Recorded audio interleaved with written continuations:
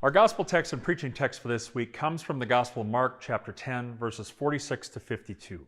It reads, Jesus and the disciples came to Jericho. As he and his disciples and a large crowd were leaving Jericho, Bartimaeus, son of Timaeus, a blind beggar, was sitting at the roadside.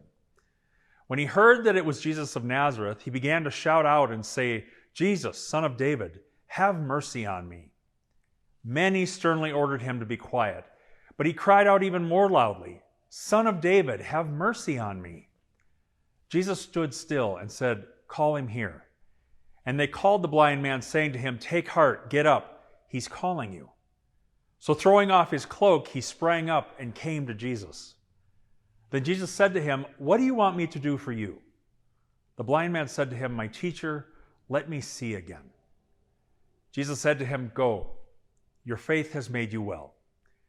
Immediately he regained his sight, and he followed Jesus on the way. Here ends the reading.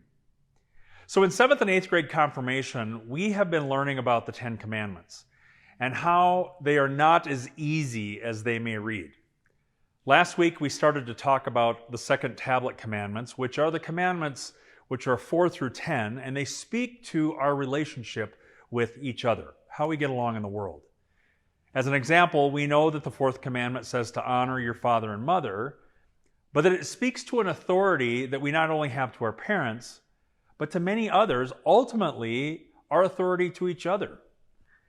When Luther wrote his commentary on the commands, what he stressed was the importance of the command, obviously, but by extension, what that means in our daily life for each other. So last night, we started to talk about the 7th commandment, you shall not steal, which seems like common sense. But Luther explains that it's not just about taking what is not yours, but it is in the spirit of the command you are called to actually help protect your neighbor's property for them, even helping them to acquire all that they need for their life. So what does this have anything to do with blind Bartimaeus?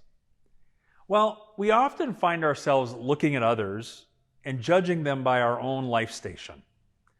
I think most of you would appreciate the difference in your blessings from those that are homeless and have nothing. But do you see that blessing as reward, as something that you're entitled to?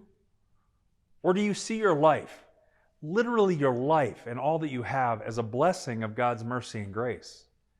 Has faith given you the lens to know that when God gives you blessing, it is unfair by the world's standards? Bartimaeus asked for mercy, nothing more. Join us this week as we dive a little deeper into this text. We'll gather at 5 o'clock on Saturday evening, and then again at 9 o'clock and 11 o'clock on Sunday morning. You can also join us on our worship virtually on our website or on our YouTube channel. And of course, we are on KLOFM at 8 a.m. on Sunday and on KSFY television at 11 a.m. Join us and know this truth. Christ is God's mercy, and you have your life to show for it. I'll see you in church.